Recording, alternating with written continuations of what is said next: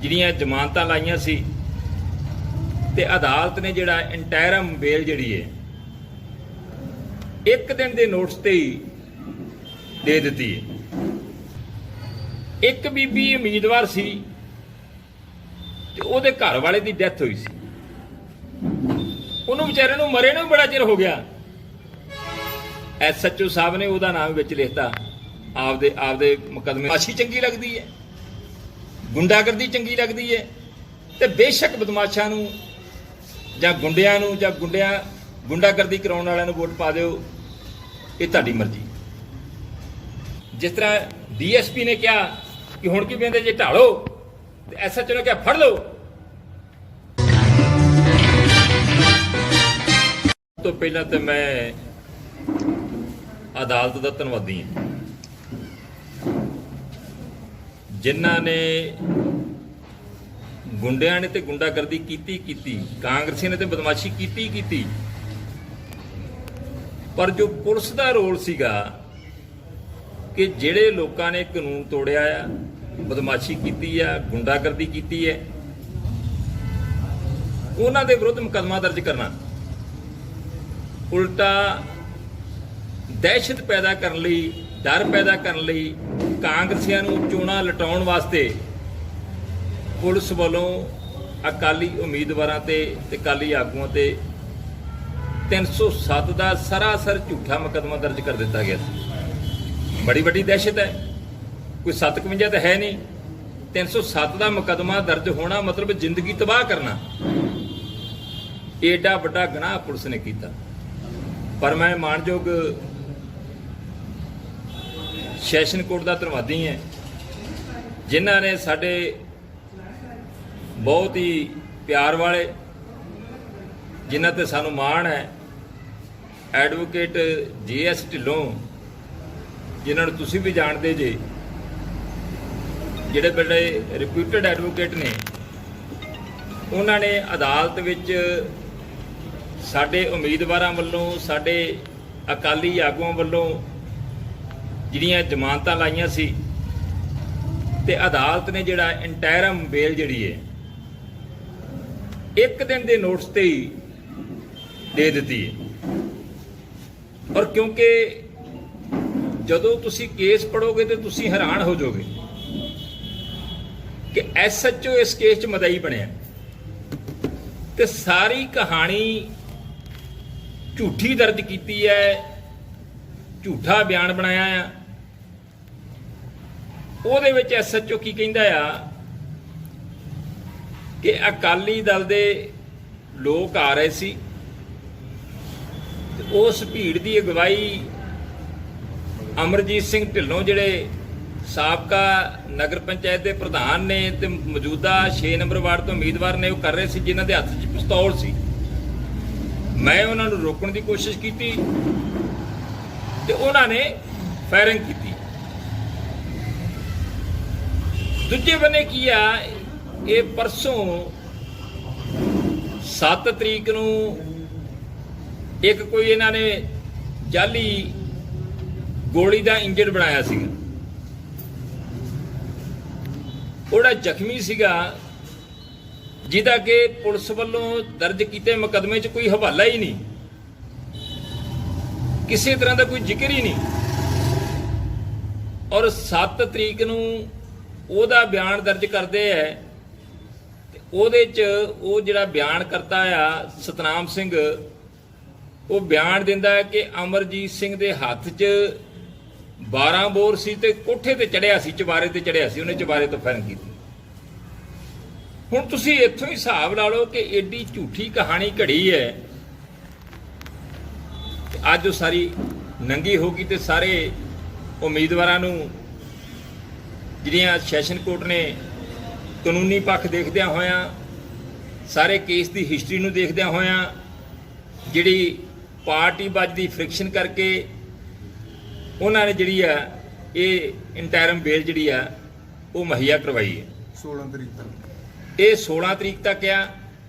16 ਤੱਕ ਇਹ ਆਪਣੀ ਜਿਹੜੀ ਆ ਇਨਵੈਸਟੀਗੇਸ਼ਨ ਵੀ ਪੁਲਿਸ ਕੋਲੇ ਜੁਆਇਨ ਕਰਨਗੇ ਤੇ ਉਸ ਤੋਂ ਬਾਅਦ ਜਿਹੜਾ ਆ ਸੈਸ਼ਨ ਕੋਰਟ ਜਿਹੜੀ ਅਗਲੀ ਕਾਰਵਾਈ ਉਹ ਆਪਦੀ ਕਰਨਗੇ। ਹੁਣ ਜਿਹੜੀ ਹੈਰਾਨੀ ਦੀ ਗੱਲ ਇਹਦੇ 'ਚ ਇਹ ਹੈ ਕਿ 2 ਤਰੀਕ ਨੂੰ ਮੁਕੱਦਮਾ ਦਰਜ ਕੀਤਾ ਜਾਂਦਾ, 3 ਤਰੀਕ ਸ਼ਾਮ ਦੇ ਟਾਈਮ ਮੈਂ ਐਸਐਸਪੀ ਸਾਹਿਬ ਨੂੰ ਉਹਨਾਂ ਦੇ ਦਫ਼ਤਰ 'ਚ ਮਿਲਦਾ ਐਪਲੀਕੇਸ਼ਨ ਲੈ ਕੇ। ਇੱਕ ਐਪਲੀਕੇਸ਼ਨ ਇਹ ਹੈ ਜਿਹੜੇ ਅਮਰਜੀਤ ਸਿੰਘ ਵਗੈਰਾ ਤੇ ਮੁਕੱਦਮਾ ਦਰਜ ਹੋਇਆ ਸੀ, ਅਮਰਜੀਤ ਸਿੰਘ ਦੀ ਪਤਨੀ ਵੱਲੋਂ ਕਿ ਮੁਕੱਦਮਾ ਝੂਠਾ ਦਰਜ ਹੋਇਆ ਹੈ, ਇਹਦੀ ਇਨਕੁਆਇਰੀ ਕੀਤੀ ਜਾਵੇ, ਜਾਂਚ ਕੀਤੀ ਜਾਵੇ, ਸਰਾਸਰ ਝੂਠਾ, ਸਾਨੂੰ ਇਨਸਾਫ ਦਿੱਤਾ ਜਾਵੇ ਤੇ ਦੋਸ਼ੀਆਂ ਦੇ ਵਿਰੁੱਧ ਕਾਰਵਾਈ ਕੀਤੀ ਜਾਵੇ। ਤੇ ਦੂਜੀ ਦਰਖਾਸਤ ਇੱਕ ਸਾਡੇ ਉਮੀਦਵਾਰ ਵੱਲੋਂ ਸੀ ਕਿ ਮੈਂ ਕਾਗਜ਼ ਦਾਖਲ ਕਰਾਉਣ ਜਾ ਰਿਹਾ ਸੀ। ਇਹਨਾਂ ਕਾਂਗਰਸੀ ਉਮੀਦਵਾਰਾਂ ਨੇ, ਇਹਨਾਂ ਕਾਂਗਰਸੀ ਆਗੂਆਂ ਨੇ, ਐਸ ਕਾਂਗਰਸੀ ਧਾੜ ਨੇ ਜਿਨ੍ਹਾਂ ਨੂੰ ਮੈਂ ਪਛਾਣਦਾ ਹੈ ਤੇ ਬਾਕੀ ਅਣਪਛਾਤਿਆਂ ਨੇ, ਲਗਭਗ 200-250 ਵਿਅਕਤੀ ਜਿਹੜੇ ਅਣਪਛਾਤੇ ਸੀ, ਉਹਨਾਂ ਨੇ ਮੇਰੇ ਤੇ ਮੇਰੇ ਸਾਥੀਆਂ ਦੇ ਉੱਤੇ ਪੁਲਿਸ ਦੀ ਹਾਜ਼ਰੀ ਦੇ ਵਿੱਚ ਜਿਹੜਾ ਹਮਲਾ ਕੀਤਾ, ਡਾਂਗਾਂ ਨਾਲ, ਸੋਟਿਆਂ ਨਾਲ, ਕਿਰਪਾਨਾਂ ਨਾਲ, ਪਿਸਤੌਲਾਂ ਨਾਲ ਤੇ ਬੰਦੂਕਾਂ ਨਾਲ ਤੇ ਅੰਨ੍ਹੇਵਾਹ ਜਿਹੜੀ ਫਾਇਰਿੰਗ ਕੀਤੀ ਗਈ ਤੇ ਆ ਦੋਸ਼ੀ ਹੈ, ਇਹਨਾਂ ਦੇ ਵਿਰੁੱਧ ਮੁਕੱਦਮਾ ਦਰਜ ਕੀਤਾ ਜਾਏ। ਐਸਐਸਪੀ ਨੇ ਉਹ ਦਰਖਾਸਤ ਰੱਖ ਲਈ, ਮਾਰਕ ਕਰਤੀ ਤੇ 4 ਫਰਵਰੀ ਨੂੰ ਉਹਨੇ ਬਕਾਇਦਾ ਇੱਕ ਸਪੈਸ਼ਲ ਇਨਵੈਸਟੀਗੇਸ਼ਨ ਟੀਮ ਜਿਹੜੀ ਹੈ, ਜਿਹਨੂੰ ਆਪਾਂ ਸਿੱਟ ਕਹਿ ਦਿੰਦੇ ਆ, ਐਸਆਈਟੀ ਕਹਿ ਦਿੰਦੇ ਆ, ਉਹ ਜਿਹੜੇ ਐਸਪੀ ਡੀ ਵਾਲੀਆ ਸਾਹਿਬ ਨੇ, ਉਹਨਾਂ ਨੂੰ ਉਹਦਾ ਮੁਖੀ ਇੱਕ ਡੀਐਸਪੀ ਇਕਬਾਲ ਸਿੰਘ ਨੇ ਤਰਨਤਾਰਨ ਤੋਂ, ਨਾਲ ਉਹ ਮੈਂਬਰ ਤੇ ਨਾਲ ਐਸਐਚਓ ਭਿੱਖੀਵਿੰਡ, ਇਹ ਤਿੰਨਾਂ ਦੀ ਜਿਹੜੀ ਆ ਕਮੇਟੀ ਬਣਾ ਦਿੱਤੀ ਗਈ ਤੇ ਜਿਹਨੂੰ ਹੈੱਡ ਕਰਨਗੇ ਐਸਪੀ ਡੀ ਸਾਹਿਬ। ਇੱਕ ਬੰਨੇ ਤੇ ਸਾਰੀ ਇਨਵੈਸਟੀਗੇਸ਼ਨ ਸਿੱਟ ਕੋਲੇ ਹੈ ਤੇ ਦੂਜੇ ਬੰਨੇ ਦੇ ਜਿਮਣੀ ਤੇ ਜਿਮਣੀ ਬੰਦੇ ਪਾਏ ਜਾ ਰਹੇ ਆ, ਧੜਾਧੜ ਲਿਖੇ ਜਾ ਰਹੇ ਆ। ਉਹ ਕੌਣ ਕਰ ਰਿਹਾ ਹੈ? ਇੱਕ ਏਐਸਆਈ ਲੈਵਲ ਦਾ ਜਾਂ ਇੱਕ ਐਸਐਚਓ, ਜਿਹਦੇ ਕੋਲੇ ਸਿੱਟ ਬਣਨ ਤੋਂ ਬਾਅਦ ਅਧਿਕਾਰ ਹੀ ਕੋਈ ਨਹੀਂ। ਇਹ ਬੜਾ ਵੱਡਾ ਗੁਨਾਹ ਕੀਤਾ ਜਾ ਰਿਹਾ ਔਰ ਤੁਸੀਂ ਹੈਰਾਨ ਹੋ ਜਾਓਗੇ, ਜਿਹੜਾ ਮੁਕੱਦਮਾ ਦਰਜ ਕੀਤਾ ਗਿਆ 2 ਤਰੀਕ ਨੂੰ, ਜਾਂ ਤੇ ਜਿਹੜੇ ਮੇਲ ਮੈਂਬਰ ਉਮੀਦਵਾਰ ਸੀਗੇ ਉਹਨਾਂ ਤੇ ਦਰਜ ਕੀਤਾ ਗਿਆ ਤੇ ਜਾਂ ਜਿਹੜੀਆਂ ਬੀਬੀਆਂ ਉਮੀਦਵਾਰ ਸੀ ਉਹਨਾਂ ਦੇ ਘਰਦਿਆਂ ਤੇ ਦਰਜ ਕੀਤਾ ਗਿਆ। ਇੱਕ ਬੀਬੀ ਉਮੀਦਵਾਰ ਸੀ ਤੇ ਉਹਦੇ ਘਰ ਵਾਲੇ ਦੀ ਡੈਥ ਹੋਈ ਸੀ, ਉਹਨੂੰ ਵਿਚਾਰੇ ਨੂੰ ਮਰੇ ਨੂੰ ਬੜਾ ਚਿਰ ਹੋ ਗਿਆ। ਐਸਐਚਓ ਸਾਹਿਬ ਨੇ ਉਹਦਾ ਨਾਮ ਵਿੱਚ ਲਿਖਤਾ ਆਪਦੇ ਮੁਕੱਦਮੇ ਦੇ ਵਿੱਚ ਕਿ ਜਿਹੜਾ ਸੁਰਿੰਦਰਪਾਲ ਹੈ ਇਹ ਵੀ ਭੀੜ ਦੇ ਵਿੱਚ ਸੀਗਾ। ਇੱਥੋਂ ਤੱਕ ਮਤਲਬ ਦੁੱਖ ਵਾਲੀਆਂ ਗੱਲਾਂ ਨੇ ਤੇ ਤਰਸ ਵੀ ਆਉਂਦਾ ਆ ਪੁਲਿਸ ਦੇ ਬਿਆਨਾਂ ਤੇ, ਪੁਲਿਸ ਦੀ ਕਾਰਵਾਈ ਤੇ। ਪਰ ਮੇਰੀ ਇੱਕੋ ਰਿਕੁਐਸਟ ਹੈ ਭਿੱਖੀਵਿੰਡ ਦੇ ਵਾਸੀਆਂ ਨੂੰ, ਭਿੱਖੀਵਿੰਡ ਸਾਡੇ ਹਲਕੇ ਦੀ ਸ਼ਾਨ ਹੈ, ਸਾਡਾ ਦਿਲ ਹੈ ਔਰ ਮੇਰਾ ਖਿਆਲ ਹੈ ਕਿ ਤਰਨਤਾਰਨ ਦੇ ਵਿੱਚੋਂ ਸਭ ਤੋਂ ਵੱਡਾ ਵਪਾਰਕ ਕੇਂਦਰ ਜਿਹੜਾ ਆ ਜ਼ਿਲ੍ਹੇ ਦੇ ਵਿੱਚੋਂ ਉਹ ਭਿੱਖੀਵਿੰਡ ਹੈ ਤੇ ਜਿੱਥੇ ਵਪਾਰੀ ਵਰਗ ਰਹਿੰਦਾ ਹੈ ਉਹਨਾਂ ਦੇ ਵਿੱਚ ਦਹਿਸ਼ਤ ਪੈਦਾ ਕਰਨ ਲਈ, ਉਹਨਾਂ ਦੇ ਵਿੱਚ ਸਹਿਮ ਪੈਦਾ ਕਰਨ ਲਈ, ਉਹਨਾਂ ਦੇ ਵਿੱਚ ਡਰ ਪੈਦਾ ਕਰਨ ਲਈ ਇਹ ਬਦਮਾਸ਼ੀ ਜਿਹੜੀ ਕੀਤੀ ਗਈ ਹੈ, ਗੁੰਡਾਗਰਦੀ ਕੀਤੀ ਗਈ ਹੈ। ਇਹ ਲੋਕ ਡਰ ਜਾਣ, ਅਸੀਂ ਜਿਹੜੀਆਂ ਚੋਣਾਂ ਆ ਉਹ ਇੱਕ ਪਾਸੜ ਜਿਹੜੀਆਂ ਇਹਦੀ ਜ਼ਰੂਰਤ ਹੀ ਨਾ ਪਵੇ, ਅਸੀਂ ਜਿੱਤ ਜਾਈਏ।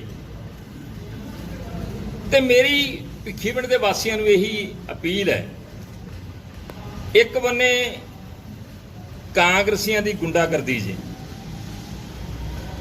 ਜਿਨ੍ਹਾਂ ਨੇ ਲੋਕਲ ਪੁਲਿਸ ਦੇ ਨਾਲ, ਡੀਐਸਪੀ ਦੇ ਨਾਲ, ਐਸਐਚਓ ਦੇ ਨਾਲ, ਐਮਐਲਏ ਦੀਆਂ ਹਦਾਇਤਾਂ ਦੇ ਮੁਤਾਬਕ ਹਮ ਮਸ਼ਵਰਾ ਹੋ ਕੇ ਜਿੰਨੇ ਵੀ ਕਾਂਗਰਸੀ ਸੀਗੇ ਉਹਨਾਂ ਨੇ ਬਦਮਾਸ਼ੀ ਕੀਤੀ।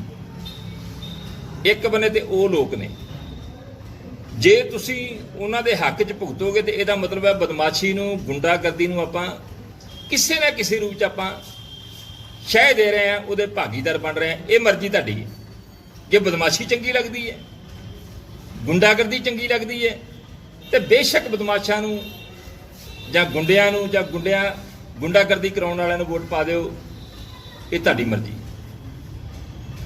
ਤੇ ਜੇ ਸ਼੍ਰੋਮਣੀ ਅਕਾਲੀ ਦਲ ਨੇ ਜਦੋਂ ਦਾਸ ਕੋਲੇ ਸੇਵਾ ਸੀ ਇਸ ਇਲਾਕੇ ਦੀ,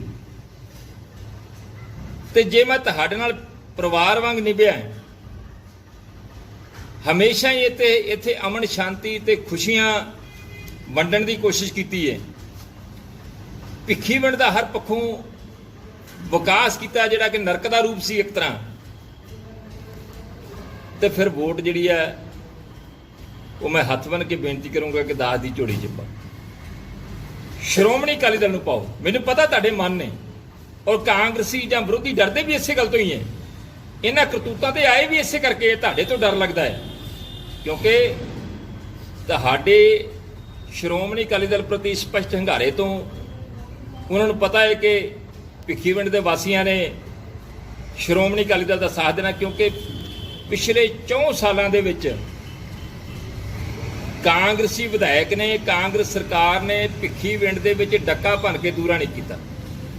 ਉਲਟਾ ਕੀ ਕੀਤਾ ਆ ਕਿ ਜਿਹੜੀ ਮੈਂ ਅਕਾਲੀ ਸਰਕਾਰ ਸਮੇਂ ਭਿੱਖੀਵਿੰਡ ਨੂੰ ਸਬ ਡਿਵੀਜ਼ਨ ਬਣਾਇਆ ਸੀ, ਤਹਿਸੀਲ ਬਣਾਇਆ ਸੀਗਾ, ਇੱਥੇ ਐਸਡੀਐਮ ਬੈਠਿਆ ਕਰਨਾ ਸੀਗਾ, ਤਹਿਸੀਲਦਾਰ ਬੈਠਣਾ ਸੀਗਾ, ਉਹ ਜਿਹੜੀ ਸਬ ਡਿਵੀਜ਼ਨ ਮੈਂ ਭਿੱਖੀਵਿੰਡ ਨੋਟੀਫਾਈ ਕਰਾਈ ਸੀਗੀ, ਉਸ ਸਬ ਡਿਵੀਜ਼ਨ ਨੂੰ ਇਹ ਚੁੱਕੀ ਫਿਰਦਾ ਆ, ਕਦੀ ਅਮਰਕੋਟ ਲੈ ਜਾਂਦਾ ਆ, ਕਦੀ ਬਲਟੋਏ ਲੈ ਜਾਂਦਾ ਆ, ਕਦੀ ਆਪਦੇ ਪਿੰਡ ਮਹਮੂਦਪੁਰੇ ਲੈ ਜਾਂਦਾ ਆ। ਉਹ ਸਬ ਡਿਵੀਜ਼ਨ ਦੇ ਪੈਰ ਨਹੀਂ ਲੱਗਣ ਦਿੰਦਾ। ਤੇ ਲੱਗਣ ਕਿਉਂ ਨਹੀਂ ਦਿੰਦਾ? ਇਸ ਕਰਕੇ ਨਹੀਂ ਲੱਗਣ ਦਿੰਦਾ ਕਿ ਉੱਥੇ ਨੇ ਜ਼ਮੀਨ ਜਿਹੜੀ ਸਸਤੀ ਹੈ, ਉਹ ਸਰਕਾਰ ਨੂੰ ਕਰੋੜ 1.5 ਕਰੋੜ ਰੁਪਏ ਦਾ ਕਿੱਲਾ ਵੇਚੂਗਾ ਤੇ ਪੈਸਾ ਕਮਾਊਗਾ। ਪੈਸਾ ਕਮਾਉਣ ਦੀ ਖਾਤਰ, ਕਿਉਂ ਇਹ ਵਪਾਰੀ ਹੈ, ਲਟੇਰੇ ਨੇ। ਇਸ ਮਨਸ਼ਾ ਦੇ ਨਾਲ ਜਿਹੜੀ ਤੁਹਾਡੀ ਸਬ ਡਿਵੀਜ਼ਨ ਸੀ, ਜਿਹੜੀ ਮੈਂ ਭਿੱਖੀਵਿੰਡ ਵਾਸਤੇ ਲੈ ਕੇ ਆਇਆ ਸੀਗਾ, ਜਿਹੜੀ ਸਾਹਿਬ ਪ੍ਰਕਾਸ਼ ਸਿੰਘ ਬਾਦਲ ਨੇ ਦਿੱਤੀ ਸੀ ਇਸ ਇਲਾਕੇ ਨੂੰ ਬੜੀ ਵੱਡੀ ਦੇਣ, ਉਹ ਵੇ ਚੁੱਕੀ ਫਿਰਦੇ। ਇੱਕ ਬੰਨੇ ਸਬ ਡਿਵੀਜ਼ਨ ਲਿਆਉਣ ਵਾਲੇ ਹੈ ਕਿ ਸਾਡੇ ਲੋਕਾਂ ਨੂੰ ਪੱਟੀ ਵੀ ਨਾ ਜਾਣਾ ਪਵੇ। ਐਸਡੀਐਮ ਇੱਥੇ ਬੈਠੇ, ਤਹਿਸੀਲਦਾਰ ਇੱਥੇ ਬੈਠੇ, ਜੱਜ ਸਾਹਿਬਾਨ ਇੱਥੇ ਬੈਠਣ, ਸਾਡੇ ਲੋਕਾਂ ਨੂੰ ਕਾਰੋਬਾਰ ਮਿਲੇ, ਇੱਥੇ ਵੱਡੇ ਕਾਰੋਬਾਰ ਹੋ ਸਕਣ, ਵੱਡੀਆਂ ਕਚਹਿਰੀਆਂ ਬਣਨ, ਵੱਡੇ ਕੰਪਲੈਕਸ ਬਣਨ। ਉਹ ਜਿਹੜਾ ਆ ਪਿਛਲੇ 4 ਸਾਲਾਂ ਤੋਂ ਮੌਜੂਦਾ ਵਿਧਾਇਕ ਨੇ ਉਸ ਸਬ ਡਿਵੀਜ਼ਨ ਦੇ ਪੈਰ ਨਹੀਂ ਲੱਗਦੇ। ਮੈਂ ਭਿੱਖੀਵਿੰਡ ਦੇ ਵਿੱਚ ਇੰਜੀਨੀਅਰਿੰਗ ਕਾਲਜ ਖੋਲ੍ਹਿਆ, Punjab technical university the, Punjab institute of technology, ਔਰ 2017 'ਚ ਸਰਕਾਰ ਬਦਲ ਗਈ ਤੇ ਇੱਕ ਤਰ੍ਹਾਂ 2017 ਦੇ ਵਿੱਚ ਹੀ ਉਹਨੂੰ ਤਾਲਾ ਲਾਤਾ। ਜਿਹੜੇ ਬੱਚੇ ਪੜ੍ਹਦੇ ਸੀ ਉਹਨਾਂ ਨੂੰ ਠੋਕ ਕੇ ਜਵਾਬ ਦਿੱਤਾ। ਅੱਜ ਉਹ ਤਾਲਾ ਲੱਗਾ ਪਿਆ ਆ। ਕਰੋੜਾਂ ਰੁਪਏ ਦੀ ਇਹ 1 ਬਿਲਡਿੰਗ ਜਿਹੜੀ ਆ, ਅੱਜ ਉਹ ਐਮਐਲਏ ਸਾਹਿਬ ਦੀਆਂ ਨਾਕਾਮੀਆਂ ਕਰਕੇ ਉਹ ਅੱਜ ਖਤਮ ਹੋਈ ਪਈ ਹੈ। ਔਰ ਮੈਂ ਕਿਹੜੇ ਕੰਮ ਗਿਣਾਵਾਂ, ਭਿੱਖੀਵਿੰਡ ਦੀਆਂ ਗਲੀਆਂ ਨਾਲੀਆਂ, ਹਰ ਤਰ੍ਹਾਂ ਦਾ ਵਿਕਾਸ ਜਿਹੜਾ ਆ, ਜੇ ਹੋਇਆ ਤੇ ਅਕਾਲੀ ਸਰਕਾਰ ਵੇਲੇ ਹੋਇਆ। ਨੋਟੀਫਾਈਡ ਕਮੇਟੀ ਜਿਹੜੀ ਹੈ ਭਿੱਖੀਵਿੰਡ ਦਾ, ਇੱਥੇ ਪਹਿਲਾਂ ਕੋਈ ਵਾਲੀ ਵਾਰਸੀ ਨਹੀਂ ਸੀ, ਨਾ ਪੰਚਾਇਤ ਸੀ, ਨਾ ਕਮੇਟੀ ਸੀ। ਜਦੋਂ ਮੇਰੇ ਕੋਲ ਸੇਵਾ ਆਈ, ਮੈਂ ਇੱਥੇ ਕਮੇਟੀ ਲਿਆਂਦੀ, ਫਿਰ ਵਿਕਾਸ ਕੀਤਾ। ਸਬ ਤਹਿਸੀਲ ਸੀ ਭਿੱਖੀਵਿੰਡ, ਉਹਦੀ ਬਿਲਡਿੰਗ ਹੀ ਹੈ ਨਹੀਂ ਸੀ, ਵਧੀਆ ਸਬ ਤਹਿਸੀਲ ਬਣਾ ਕੇ ਦਿੱਤੀ। ਬੱਸ ਅੱਡੇ ਦੀ ਬੜੇ ਚਿਰ ਦੀ ਮੰਗ ਸੀ, ਬੱਸ ਅੱਡਾ ਬਣਾ ਕੇ ਦਿੱਤਾ। ਕਮੇਟੀ ਘਰ ਬਣਾ ਕੇ ਦਿੱਤਾ। ਔਰ ਨੀਲੇ ਕਾਰਡ ਮੇਰਾ ਖਿਆਲ ਕਿਉਂਕਿ ਛੱਡਿਆ ਹੀ ਕਿਸੇ ਨੂੰ ਨਹੀਂ, ਸਭ ਦੇ ਨੀਲੇ ਕਾਰਡ ਬਣਾਏ ਸੀ। ਅੱਜ ਵੱਡੇ ਪੱਧਰ ਤੇ ਕੱਟ ਦਿੱਤੇ ਗਏ, ਤੇ ਜੇ ਕਿਸੇ ਦਾ ਆਉਂਦਾ ਵੀ ਆ ਉਹਦੇ 'ਚ ਘਪਲਾ ਕੀਤਾ ਜਾਂਦਾ ਤੇ ਪੈਨਸ਼ਨਾਂ ਕੱਟ ਦਿੱਤੀਆਂ ਗਈਆਂ। ਸਭ ਤੋਂ ਵੱਡੀ ਗੱਲ ਜਿਹੜੀ ਹੈ, ਭਿੱਖੀਵਿੰਡ ਨੂੰ ਅਮਨ ਤੇ ਸ਼ਾਂਤੀ ਨਾਲ ਰੱਖਿਆ, ਔਰ ਹਰੇਕ ਪਰਿਵਾਰ ਦੇ ਨਾਲ ਮੈਂ ਜਾਤੀ ਤੌਰ ਤੇ ਸਾਂਝ ਰੱਖੀ। ਅੱਜ ਮੈਨੂੰ ਸਾਡੇ ਵਪਾਰੀ ਵਰਗ ਕਹਿੰਦਾ ਹੈ ਕਿ ਪਹਿਲੀ ਤੇ ਗੱਲ ਹੈ ਕਿ ਸਾਡਾ ਵੀ ਜੀ ਨਹੀਂ ਕਰਦਾ ਵੋਟ ਪਾਉਣ ਨੂੰ, ਜਾਣ ਨੂੰ, ਵੀ ਪਤਾ ਨਹੀਂ ਉੱਥੇ ਕੀ ਵਾਪਰ ਜਾਣਾ, ਤੇ ਸਾਡੀਆਂ ਘਰ ਦੀਆਂ ਨੇ ਤੇ ਬਿਲਕੁਲ ਨਹੀਂ ਜਾਣਾ, ਇੰਨੀ ਦਹਿਸ਼ਤ ਹੈ। ਪਰ ਮੈਂ ਉਹਨਾਂ ਨੂੰ ਵਿਸ਼ਵਾਸ ਦਿਵਾਉਣਾ ਕਿ ਜੋ ਹੋ ਗਿਆ ਸੋ ਹੋ ਗਿਆ, ਹੁਣ ਨਹੀਂ ਹੁੰਦਾ, ਹੁਣ ਨਹੀਂ ਜ਼ਰੂਰਤ ਪੈਂਦੀ। ਔਰ ਨਾਲ ਹੀ ਮੈਂ ਪਹਿਲਾਂ ਵੀ ਮੰਗ ਕੀਤੀ ਸੀ ਪ੍ਰਸ਼ਾਸਨ ਕੋਲੋਂ, ਪੰਜਾਬ ਸਰਕਾਰ ਕੋਲੋਂ, ਇਲੈਕਸ਼ਨ ਕਮਿਸ਼ਨ ਕੋਲੋਂ, ਕਿ ਇੱਥੋਂ ਦਾ ਡੀਐਸਪੀ ਤੇ ਇੱਥੋਂ ਦਾ ਐਸਐਚਓ ਜਿਨ੍ਹਾਂ ਨੇ ਗੁੰਡਾਗਰਦੀ ਦੇ ਵਿੱਚ ਹਮ ਮਸ਼ਵਰਾ ਹੋਏ ਨੇ, ਜਿਨ੍ਹਾਂ ਦੀ ਸਲਾਹ ਦੇ ਨਾਲ ਸਾਰਾ ਕੁਝ ਹੋਇਆ ਹੈ, ਉਹਨਾਂ ਨੂੰ ਇੱਥੋਂ ਤੁਰੰਤ ਤਬਦੀਲ ਕੀਤਾ ਜਾਵੇ। ਔਰ ਜੇ ਇਹਨਾਂ ਨੂੰ ਤਬਦੀਲ ਨਾ ਕੀਤਾ ਗਿਆ ਤੇ ਕਿਸੇ ਤਰ੍ਹਾਂ ਦੀ ਇੱਥੇ ਗੁੰਡਾਗਰਦੀ ਹੋਗੀ, ਕਿਸੇ ਤਰ੍ਹਾਂ ਦੀ ਕੋਈ ਇੱਥੇ ਗੈਰ ਕਾਨੂੰਨੀ ਕਾਰਵਾਈ ਹੋਗੀ ਤੇ ਉਹਦੇ ਵਾਸਤੇ ਦੋਸ਼ੀ ਡੀਐਸਪੀ ਤੇ ਐਸਐਚਓ ਹੋਣਗੇ। ਇਹ ਜਿਹੜੇ ਉੱਚ ਅਧਿਕਾਰੀ ਦੇਖ ਲੈਣ, ਪੰਜਾਬ ਸਰਕਾਰ ਦੇਖ ਲਵੇ, ਤੇ ਜੇ ਡਿਪਟੀ ਡੀਐਸਪੀ ਭਿੱਖੀਵਿੰਡ ਦੇ ਪੈਰ ਭਾਰ ਝੱਲਦੇ ਨੇ ਤੇ ਐਸਐਚਓ ਦੇ ਮੋਢੇ ਭਾਰ ਝੱਲਦੇ ਨੇ ਤੇ ਭੌਂ ਕੇ ਬਦਮਾਸ਼ੀ ਕਰਵਾ ਲੈਂਦੀ ਤੇ ਬਦਮਾਸ਼ਾਂ ਦੇ ਨਾਲ ਬਦਮਾਸ਼ਾਂ ਆਪਣਿਆਂ ਨੂੰ ਜਿਨ੍ਹਾਂ ਨੂੰ ਇਹਨਾਂ ਨੇ ਪਾਲਿਆ ਆ ਉਹਨਾਂ ਨੂੰ ਕੰਟਰੋਲ 'ਚ ਕਰਕੇ ਰੱਖਣ। ਅਸੀਂ ਪਹਿਲੇ ਦਿਨ ਤੋਂ ਹੀ, ਜਿਸ ਦਿਨ ਤੋਂ ਇਹ ਘਟਨਾ ਵਾਪਰੀ ਹੈ ਬਦਮਾਸ਼ੀ ਵਾਲੀ, ਉਸੇ ਦਿਨ ਤੋਂ ਹੀ ਉੱਚ ਅਧਿਕਾਰੀਆਂ ਨੂੰ ਕਹਿੰਦੇ ਆਏ ਕਿ ਸਾਡੇ ਉਮੀਦਵਾਰਾਂ ਨੂੰ ਸੁਰੱਖਿਆ ਮੁਹੱਈਆ ਕਰਾਈ ਜਾਵੇ। ਪਹਿਲੀ ਤਾਂ ਗੱਲ ਹੈ ਕਿ ਸਾਡੇ ਉਮੀਦਵਾਰ ਹੀ ਘਰਾਂ ਤੋਂ ਭਜਾਏ ਹੋਏ, ਹੁਣ ਜ਼ਮਾਨਤ ਮਿਲੀ ਹੈ, ਹੁਣ ਆਣ ਕੇ ਉਹ ਕੰਮ ਸ਼ੁਰੂ ਕਰਨਗੇ, ਹੁਣ ਆਣ ਕੇ ਉਹ ਕੰਪੇਨ ਕਰਨਗੇ ਤੇ ਖਦਸ਼ਾ ਹੈ, ਡਰ ਹੈ ਕਿ ਪਹਿਲਾਂ ਉਹਨਾਂ ਨੇ ਬਦਮਾਸ਼ੀ ਕੀਤੀ, ਹੁਣ ਵੀ ਕਰਨਗੇ। ਅਸੀਂ ਵਾਰ-ਵਾਰ ਮੰਗ ਕੀਤੀ ਹੈ ਡੀਸੀ ਕੋਲੋਂ, ਐਸਐਸਪੀ ਕੋਲੋਂ, ਲਿਖਤੀ ਤੌਰ ਤੇ ਵੀ। ਅੱਜ ਅਸੀਂ ਜਿਹੜੇ ਰਿਟਰਨਿੰਗ ਅਫਸਰ ਨੇ ਉਹਨਾਂ ਨੂੰ ਬਕਾਇਦਾ ਚਿੱਠੀ ਲਿਖੀ ਸੀ ਕਿ ਸਾਡੇ ਉਮੀਦਵਾਰਾਂ ਨੂੰ ਡਰ ਹੈ ਕਿ ਸਾਡਾ ਜਾਨੀ ਤੇ ਮਾਲੀ ਨੁਕਸਾਨ ਕੀਤਾ ਜਾ ਸਕਦਾ ਹੈ। ਸਾਨੂੰ ਪ੍ਰਚਾਰ ਦੇ ਦੌਰਾਨ ਤੇ ਇੱਥੇ ਅਮਨ ਸ਼ਾਂਤੀ ਬਣੀ ਰਹੇ, ਸੁਰੱਖਿਆ ਮੁਹੱਈਆ ਕਰਾਈ ਜਾਵੇ। ਐਸਡੀਐਮ ਸਾਹਿਬ ਨੇ ਤਰਨਤਾਰਨ ਐਸਐਸਪੀ ਨੂੰ ਬਕਾਇਦਾ ਇੱਕ ਚਿੱਠੀ ਬਣਾ ਕੇ ਲਿਖਿਆ ਹੈ ਕਿ ਇਹ ਜਿਹੜੀ ਆ ਇਹਨਾਂ ਉਮੀਦਵਾਰਾਂ ਨੂੰ ਸੁਰੱਖਿਆ ਮੁਹੱਈਆ ਕਰਾਈ ਜਾਵੇ। ਜੇ ਉਹ ਸੁਰੱਖਿਆ ਮੁਹੱਈਆ ਨਹੀਂ ਕਰਾਉਂਦੇ ਇਹਦਾ ਮਤਲਬ ਐਸਐਸਪੀ ਸਾਹਿਬ ਵੀ ਕਿਸੇ ਨਾ ਕਿਸੇ ਰੂਪ 'ਚ ਜਿਹੜਾ ਆ ਸਰਕਾਰੀ ਦਬਾਅ ਦੇ ਥੱਲੇ ਨੇ, ਸੱਤਾਧਾਰੀ ਧਿਰ ਦੇ ਦਬਾਅ ਦੇ ਥੱਲੇ ਨੇ, ਤੇ ਉਹਨਾਂ ਦੇ ਇਸ ਦਬਾਅ ਦੇ ਥੱਲੇ ਰਹਿਣ ਦੇ ਨਾਲ ਗੁੰਡਿਆਂ ਨੂੰ ਸ਼ਹਿ ਜ਼ਰੂਰ ਮਿਲੂ। ਅਸੀਂ ਹਾਈ ਕੋਰਟ 'ਚ ਵੀ ਗਏ ਹੋਏ ਹਾਂ। ਹਾਈ ਕੋਰਟ ਦੇ ਵਿੱਚ ਸਾਨੂੰ ਤੀਜੀ ਵਾਰ ਹਾਈ ਕੋਰਟ ਜਾਣਾ ਪਿਆ ਆ। ਉੱਥੇ ਵੀ ਸਾਡੀ ਸੁਣਵਾਈ ਚੱਲ ਰਹੀ ਹੈ। ਉੱਥੇ ਕਦੋਂ ਸੁਣਵਾਈ ਹੈ? ਪਰਸੋਂ ਉੱਥੇ ਸੁਣਵਾਈ ਹੈ 11 ਤਰੀਕ ਨੂੰ। ਤੇ ਉੱਥੇ ਅਸੀਂ ਕਾਫੀ ਮਸਲੇ ਉਠਾਏ, ਇੱਥੋਂ ਦੀ ਗੁੰਡਾਗਰਦੀ, ਪੁਲਿਸ ਦੀ ਮਿਲੀ ਭੁਗਤ, ਕਾਲੀ ਉਮੀਦਵਾਰਾਂ ਨੂੰ ਦਬਾਉਣਾ, ਡਰਾਉਣਾ, ਦਹਿਸ਼ਤ ਪਾਉਣਾ, ਉਹ ਅਸੀਂ ਸਾਰੇ ਮਸਲੇ ਜਿਹੜੇ ਆ ਉਹ ਹਾਈ ਕੋਰਟ ਵਿੱਚ ਵੀ ਉਠਾਏ ਹੋਏ ਆ। ਤੇ ਉੱਥੋਂ ਵੀ ਬਕਾਇਦਾ ਸਾਨੂੰ ਆਸ ਹੈ ਕਿ ਕਾਫੀ ਡਾਇਰੈਕਸ਼ਨ ਜਿਹੜੀਆਂ ਨੇ ਉਹ ਪੰਜਾਬ ਸਰਕਾਰ ਨੂੰ, ਪੰਜਾਬ ਪੁਲਿਸ ਨੂੰ ਤੇ ਜਿਹੜੇ ਚੋਣ ਅਧਿਕਾਰੀ ਆ ਉਹਨਾਂ ਨੂੰ ਹੋਣਗੀਆਂ। ਔਰ ਅਸੀਂ ਨਾਲ ਹੀ ਡੀਸੀ ਤਰਨਤਾਰਨ ਨੂੰ ਜਿਹੜੀਆਂ ਇਲੈਕਸ਼ਨ ਕਮਿਸ਼ਨ ਨੇ ਹਦਾਇਤਾਂ ਜਾਰੀ ਕੀਤੀਆਂ ਕਿ ਕੋਈ ਵੀ ਉਮੀਦਵਾਰ ਆਪਣੇ ਖਰਚੇ ਤੇ ਪੋਲਿੰਗ ਬੂਥਾਂ ਦੇ ਉੱਤੇ ਵੀਡੀਓਗ੍ਰਾਫੀ ਕਰਾ ਸਕਦਾ ਆ। ਉਹ ਅਸੀਂ ਵੀਡੀਓਗ੍ਰਾਫੀ ਵਾਸਤੇ 13 ਦੇ 13 ਉਮੀਦਵਾਰਾਂ ਦੀ ਅਸੀਂ ਅਪਲਾਈ ਕਰਤਾ ਆ। ਉਹ ਸਾਨੂੰ ਮੇਰਾ ਖਿਆਲ ਹੈ ਸੈਂਕਸ਼ਨ ਹੋ ਗਈ ਹੈ। ਉਹ ਸੈਂਕਸ਼ਨ ਜਾਂ ਉਹ ਐਸੇ ਦੇ ਦਿੱਤੀਆਂ, ਉਹ ਸੈਂਕਸ਼ਨ ਹੋਣੀਆਂ ਕਿਉਂਕਿ ਇਲੈਕਸ਼ਨ ਕਮਿਸ਼ਨ ਦੀਆਂ ਹਦਾਇਤਾਂ ਇਸ ਤਰ੍ਹਾਂ ਦੀਆਂ ਨੇ। ਸੋ ਤੁਹਾਨੂੰ ਇਸ ਕਰਕੇ ਇਹ ਕਹਿ ਦਿੱਤਾ ਸਾਰਿਆਂ ਨੂੰ ਕਿ ਭਿੱਖੀਵਿੰਡ ਦੇ ਵਿੱਚ ਮੇਰਾ ਖਿਆਲ ਹੈ ਕਿ ਹਿੰਦੁਸਤਾਨ ਦੇ ਕਿਸੇ ਵੀ ਕੋਨੇ 'ਚ ਅਜਿਹੀ ਗੁੰਡਾਗਰਦੀ ਨਹੀਂ ਹੋਈ ਹੋਣੀ ਜੋ ਭਿੱਖੀਵਿੰਡ 'ਚ 2 ਤਰੀਕ ਨੂੰ ਹੋਈ ਹੈ। ਔਰ 2 ਤਰੀਕ ਤੋਂ ਬਾਅਦ ਜਿਸ ਤਰ੍ਹਾਂ ਦਾ ਇੱਥੇ ਮਾਹੌਲ ਬਣਾਇਆ ਗਿਆ, ਡਰਾ ਦਾ, ਡਰ ਦਾ, ਸਹਿਮ ਦਾ, ਔਰ ਜਿਹੜਾ ਪੁਲਿਸ ਰੋਲ ਅਦਾ ਕਰ ਰਹੀ ਹੈ, ਜਿਸ ਤਰ੍ਹਾਂ ਦੇ ਪੁਲਿਸ ਇੱਕ ਧਿਰ ਬਣ ਕੇ ਚੱਲ ਰਹੀ ਹੈ, ਪੁਲਿਸ ਹਮ ਮਸ਼ਵਰਾ ਹੋ ਕੇ ਗੁੰਡਾਗਰਦੀ ਕਰ ਰਹੀ ਹੈ ਤੇ ਕਰਵਾ ਰਹੀ ਹੈ, ਇਹ ਜਿਹੜੀਆਂ ਨੇ ਇਹ ਬਰਦਾਸ਼ਤ ਤੋਂ ਬਾਹਰ ਹੈ। ਔਰ ਇਲੈਕਸ਼ਨ ਜਿਹੜੀ ਅਸੀਂ ਪੀਸਫੁਲੀ ਚਾਹੁੰਦੇ ਹਾਂ, ਹਰ ਇੱਕ ਦਾ ਅਧਿਕਾਰ ਹੈ, ਲੋਕਤੰਤਰ ਦਾ ਸ਼ਿੰਗਾਰ ਹੈ ਚੋਣਾਂ ਜਿਹੜੀਆਂ ਨੇ। ਪਰ ਜੇ ਸਾਡੀ ਸਾਰੇ ਅਧਿਕਾਰੀਆਂ ਨੂੰ ਸਾਡੀ ਕਿਸੇ ਨਾਲ ਕੋਈ ਲਾਗ ਡਾਟ ਨਹੀਂ, ਪਰ ਜਿਹੜਾ ਵੀ ਗੁਨਾਹ ਦੇ ਵਿੱਚ ਸ਼ਾਮਲ ਹੋਊਗਾ, ਜਿਹੜਾ ਵੀ ਕਾਨੂੰਨ ਨੂੰ ਤੋੜੂਗਾ, ਉਹ ਚਾਹੇ ਸਾਡਾ ਨੇੜੇ ਤੋਂ ਨੇੜੇ ਦਾ ਵੀ ਹੋਇਆ, ਸਾਂਝ ਵਾਲਾ ਵੀ ਹੋਇਆ, ਤੇ ਕਿਸੇ ਦਾ ਲਿਹਾਜ਼ ਨਹੀਂ। ਫਿਰ ਸਾਨੂੰ ਜਿੱਥੋਂ ਤੱਕ ਵੀ ਪਹੁੰਚਣਾ ਪਿਆ, ਹਾਈ ਕੋਰਟ 'ਚ ਸਾਨੂੰ ਜਿਸ ਤਰ੍ਹਾਂ ਦੀ ਵੀ ਕਾਰਵਾਈ ਅਦਾਲਤ ਦੇ ਵਿੱਚ ਉਠਾਉਣੀ ਪਈ ਜਾਂ ਜਿਸ ਵੀ ਫੋਰਮ ਤੇ ਸਾਨੂੰ ਉਠਾਉਣੀ ਪਈ, ਅਸੀਂ ਉਹਦੇ ਵਿਰੁੱਧ ਅਸੀਂ ਹਰ ਤਰ੍ਹਾਂ ਦੀ ਕਾਰਵਾਈ ਕਰਾਂਗੇ। ਔਰ ਹੋ ਸਕਦਾ ਹੈ ਕਿ ਅਸੀਂ ਜਿਹੜੀ 2 ਤਰੀਕ ਨੂੰ ਘਟਨਾ ਵਾਪਰੀ ਹੈ ਤੇ ਜੋ ਉਹਦੇ 'ਚ ਪੁਲਿਸ ਦਾ ਰੋਲ ਸਾਹਮਣੇ ਆ ਰਿਹਾ ਹੈ, ਜਿਸ ਰੂਪ 'ਚ ਆ ਰਿਹਾ ਹੈ, ਜਿਸ ਤਰ੍ਹਾਂ ਡੀਐਸਪੀ ਨੇ ਕਿਹਾ ਕਿ ਹੁਣ ਕੀ ਕਹਿੰਦੇ ਜੇ ਢਾਲੋ, ਤੇ ਐਸਐਚਓ ਨੇ ਕਿਹਾ ਫੜ ਲਓ, ਵੀ ਹੁਣ ਮੈਂ ਫੜਾਂ, ਢਾਓ ਇਹਨਾਂ ਨੂੰ। ਤੇ ਜਿਹੜੇ ਲਲਕਾਰੇ ਇਹਨਾਂ ਨੇ ਮਾਰੇ ਡੀਐਸਪੀ ਨੇ ਤੇ ਐਸਐਚਓ ਨੇ, ਅਸੀਂ ਸ਼ਾਇਦ ਆਉਣ ਵਾਲੇ ਦਿਨਾਂ ਦੇ ਵਿੱਚ ਇਹਨਾਂ ਪੁਲਿਸ ਅਧਿਕਾਰੀਆਂ ਵਿਰੁੱਧ ਇਸਤਗਾਸਾ ਵੀ ਪਾਈਏ। ਜੇ ਇਹਨਾਂ ਦੇ 14 ਤਰੀਕ ਤੱਕ ਇਹਨਾਂ ਦਾ ਰਵੱਈਆ ਇਹੀ ਰਿਹਾ, ਫਿਰ ਅਸੀਂ ਕੋਰਟ ਦੇ ਵਿੱਚ ਇਹਨਾਂ ਵਿਰੁੱਧ ਇਸਤਗਾਸਾ ਵੀ ਪਾਵਾਂਗੇ। ਸਾਡੇ ਕੋਲੇ ਬਿਆਨ ਦੇਣ ਵਾਲੇ ਵੀ ਹੈਗੇ ਆ ਔਰ ਜਿਨ੍ਹਾਂ ਦੇ ਸਾਹਮਣੇ ਘਟਨਾ ਵਾਪਰੀ ਹੈ ਉਹ ਸਾਰਾ ਕੁਝ ਵੀ ਸਭ ਕੁਝ ਹੈਗਾ। ਇਸ ਕਰਕੇ ਜਿਹੜਾ ਅਸੀਂ ਨਹੀਂ ਚਾਹੁੰਦੇ, ਇਹਨਾਂ ਤੇ ਕੁਝ ਨਹੀਂ ਛੱਡਿਆ। 307 ਸਾਡੇ ਬੰਦਿਆਂ ਦੇ ਉੱਤੇ, ਮੋਹਤਬਰਾਂ ਦੇ ਉੱਤੇ 307 ਦਾ ਮੁਕੱਦਮਾ ਦਰਜ ਕੀਤਾ ਆ, ਪਰ ਅਸੀਂ ਫਿਰ ਵੀ ਚਾਹੁੰਦੇ ਆ ਕਿ ਇਹ ਨੌਕਰੀ ਪੇਸ਼ੇ ਵਾਲੇ ਨੇ, ਬਚਾ ਰਹਿ ਜਾਵੇ। ਪਰ ਜੇ ਸਾਡੇ ਨਹੀਂ ਬਣਦੇ ਤੇ ਫਿਰ ਅਸੀਂ ਵੀ ਕਾਨੂੰਨ ਦਾ ਹਰੇਕ ਜਿਹੜਾ ਰਸਤਾ ਉਹ ਅਪਣਾਵਾਂਗੇ। ਸਾਡੇ ਜਿਹੜੇ ਕੈਂਡੀਡੇਟ ਆ, ਤੁਹਾਨੂੰ ਲੱਗਦਾ ਕਿ ਪੁਲਿਸ ਰਾਉਂਡ ਅਪ ਕਰ ਸਕਦੀ ਹੈ 14 ਤਰੀਕ? ਕੁਝ ਵੀ ਹੋ ਸਕਦਾ,